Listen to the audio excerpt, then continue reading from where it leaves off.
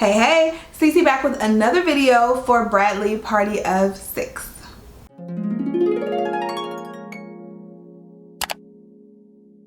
So I've been getting so many questions about my baby and delivery and the C-section and how I'm healing and all of that. So I thought I would address them in this video. If this is your first time clicking on Bradley Party of 6, make sure you subscribe to our channel. We have all types of amazing content coming your way, so you don't want to miss out.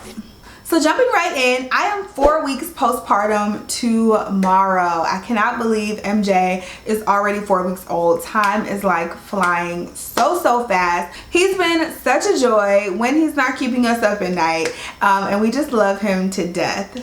So May 8th, I was scheduled to be induced.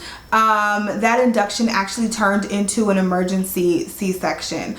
So for those of you who don't know, our baby MJ, his heart just kept dropping to extremely low levels. Like his heart rate per minute is supposed to be in the hundreds. Like it was usually around like 130 beats per minute. It dropped to as low as 40 at a certain point in time. And so the nurses and doctors got very concerned, and literally they were like, if it drops one more time, we're going to an emergency C-section. I didn't even know a C-section was on the table at that point. And like 45 seconds later, they were like, okay, let's go. And I was in the operating room on the table getting cut open within about 7 minutes. Like it moved so fast, and it was the scariest thing I have literally ever been through. Like that whole time, all I could do was pray like, God, please save my baby, please save my baby. It was the scariest thing I've ever been through in my entire life. But everything turned out well. We are all fine, and I'm just so grateful to have this beautiful baby. And one thing I can say, if I didn't know I was done before, honey, I know I'm done now, because the recovery was a little rough. So when you have a C-section, they cut you open. Actually, the incision is pretty low. I can't even see the incision. Like I still have, I'll give you guys a belly shot, but my belly is still pretty soft and kind of hangs over. So I can't see the incision. And even when I try to put a mirror down there, it's very hard to see. So the incision is not big. It's like this long, and literally it is at like the lowest part of your belly, which is nice because when you have on a bathing suit or something like that, it won't even be visible. So that's not even a thing. I didn't know what a C-section scar looked like or where they cut you open, because I never thought a C-section was on the table for me. I had vaginal deliveries for my previous 2, so this was definitely a surprise when I had to go into emergency surgery. As far as the recovery goes, it was rough. I'd rather push out a baby anytime. It was pretty rough. I wasn't prepared for it. I think it was because I wasn't mentally prepared for it, and it just kind of happened. And I've never had surgery before, so I didn't know what that recovery process felt like. But you can't really walk. Like they made me, I had to stay in bed for about 6 hours after the surgery. And then once it was time to get up and walk, it was so painful. Like I needed help getting in and out of bed, getting to the bathroom and all that stuff. It was the most pain I have ever felt. And I was on pain meds in the hospital, and it was the most pain that I have ever probably felt in my life. So the first couple of days, probably the first 2 or 3 days of MJ's life, maybe the first 2.5 days, Mark pretty much did everything. I held him from time to time, but I don't feel like I bonded with him until day 3 because I was in so much pain. And I'm not saying this to scare you, I'm just giving you my experience. So that was really disappointing that I really couldn't do much for my baby. Like when I had my vaginal deliveries, I was up walking around like an hour after giving birth, just walking around doing stuff. Like I was fine. But this time around, it was, like I said, the recovery is just totally different, and it was pretty painful. I also made a terrible mistake as well. So we had MJ on a Friday. We were sent home on Sunday, May 10th, which was Mother's Day. And once we got home, I felt a little better. So I was like, oh, I really don't need to take these pain meds anymore. Girl, that was like the biggest mistake I could have made, because by the time the night came and I was like laying in the bed, I woke up in the middle of the night in so much pain, like in tears, because I'm like, I'm in so much pain. I don't understand why I'm moving backwards. I'm not healing. What's the problem? And then I woke up to pump and I just started Googling stuff while I was pumping, and I was like, why am I in so much pain? When is the pain supposed to go away? Like, I'm just Googling different things about C-sections, and I come across this article where it says, when you get home, continue to take your pain meds. And my crazy self is like, oh my God, that's the problem. And so after that, I got on a regular pain med regimen like I was on in the hospital, and I took the meds every 3 hours, and I felt not fine, but I healed up a little better. And then come like maybe day 8, I started weaning myself off of the pain meds, and at that point, probably like day 9, I was completely done with taking pain meds, and I've been completely fine ever since. So when you get home, do not stop taking your pain meds. That was a huge mistake that I made that definitely resulted in some serious pain. They also talked about how I may get swelling like in my legs and feet and limbs after having a C-section. While I was in the hospital, I got no swelling whatsoever. When I got home, I really didn't get swelling either until it was maybe about day 5, I think day 4, no, day 6. We actually took a road trip. The vlog is already up if you guys haven't seen it. I'll link it right here. But we actually took a road trip to visit our new house, to see the model home, and my feet swelled up so bad I think from sitting in that car, and then like my feet hanging down and not being elevated. My feet swelled up so bad. So and then I think it swelled up like once or twice after that, just when I did too much. But other than that, I didn't get any swelling in my limbs, which was great, because I heard some people just swell up so bad they can't even like fit their shoes. So I'm just happy that wasn't the case with me. As far as weight gain, this is another huge question that I got. Over the course of the pregnancy, I only gained 7 pounds, which was amazing. MJ was 6 pounds, 15 ounces. So when he came out, all the weight that I had already gained was gone. So I started off weighing 170 pounds. I gave birth at 163 pounds.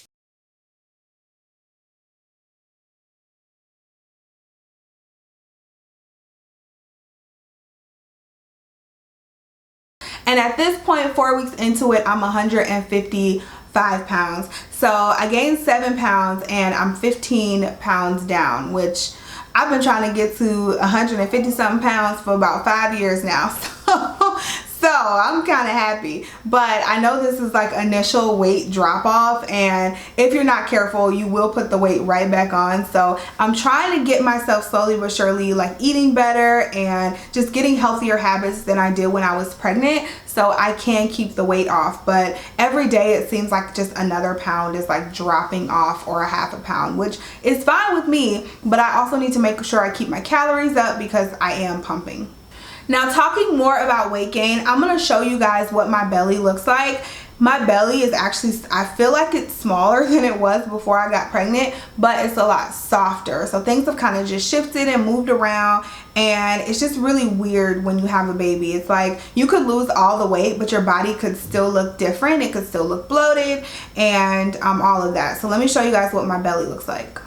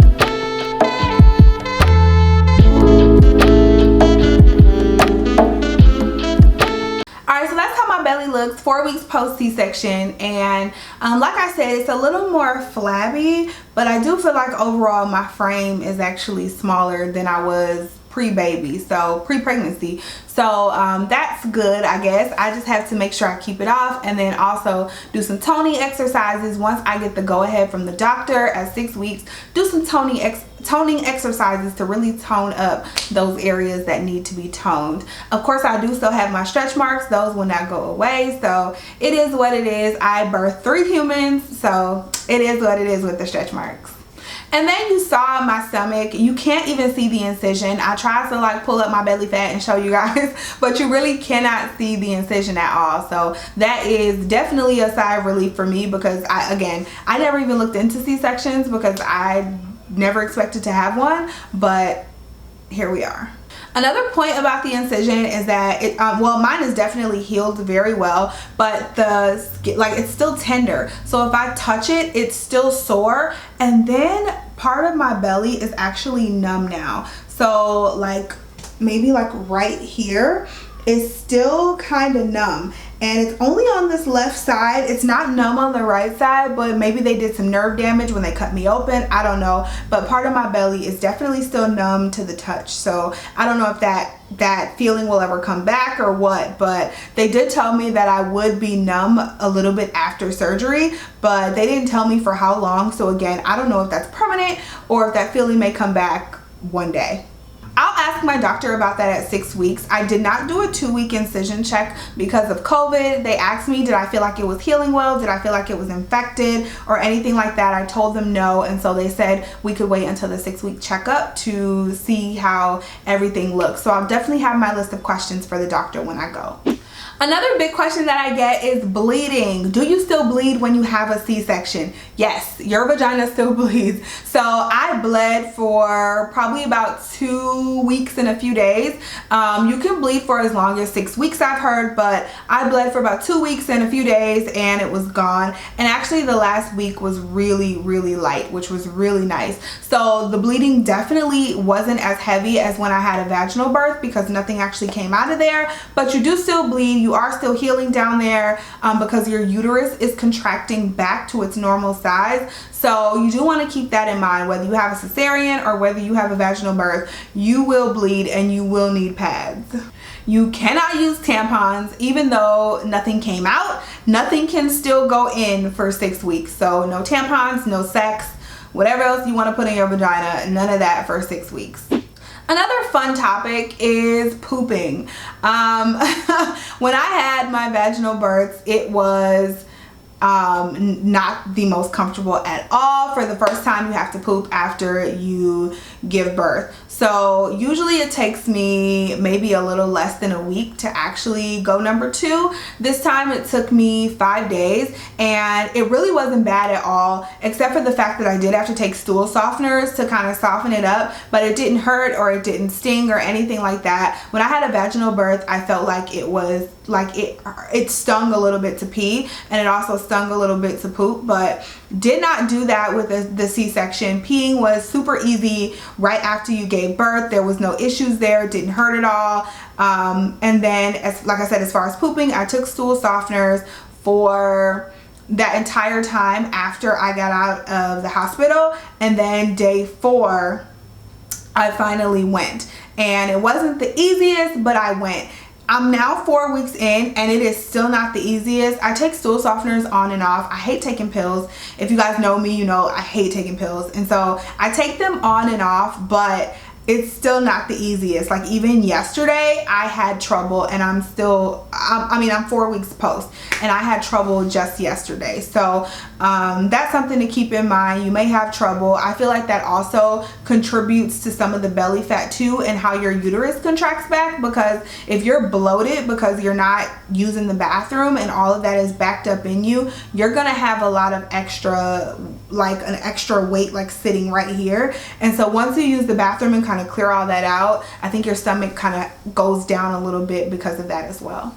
Another post-delivery symptom is night sweats. These I got, you know, with all of my other kids as well, and they suck. Like you wake up like drenched in sweat, and not everybody gets night sweats, but I definitely do, and they last a while for me. I start getting them probably my last trimester of pregnancy and they just continue on. So I feel like I have to shower like 3 times a day to make sure I'm just not sweating and clean, and then on top of getting spit up on by a baby, like I feel like I'm showering so much. But night sweats are definitely a thing, and I mean, you just wake up like drenched in sweat. It sucks, but it's part of recovery, I guess. And last but not least, people ask me about breastfeeding, so I will link my exclusive pumping video right up here. I just did a full video on my pumping routine. I am an exclusive pumper. I am not a breastfeeder, so the baby does not feed off of me. I pump into a bottle and I pump about 6 to 7 times a day. So it's actually time for me to pump right now. My boobs are getting very large. But yeah, my milk supply came in about 3 to 4 days. Day 4, I had like full force milk. So in the hospital, you make like a small amount of colostrum, which is like your starter milk, I guess I'll call it. And then once your milk comes in full force, which I said mine came in about 4 days. They said sometimes it does take longer if you have a C-section, because your body, like, you know, when you push out the baby, your body knows that baby was here and we pushed it out. A C-section, they cut you open and take the baby, so they kind of force the birth, you know, they force you to have that baby, and so your body doesn't really know that you had the baby yet, so sometimes it takes a while for your body to catch up. And so the doctor did say that, but again, I got milk after like 4 days, and we're 4 weeks in, and I have about 60 bags of frozen milk in my deep freezer. So my milk supply is doing very, very well. But that is it, you guys. I hope I covered all of the questions that I have. If you have more questions about a C-section or delivery or pregnancy or anything like that, you can leave the question down below. You can email me, you can DM me, whatever you want to do, and I will certainly get back to you. Hopefully you guys are liking this mommy content. Thank you so much for all of, again, your congratulations, your well wishes, your support, all of that stuff. Love you guys, and I'll see you in the next upload.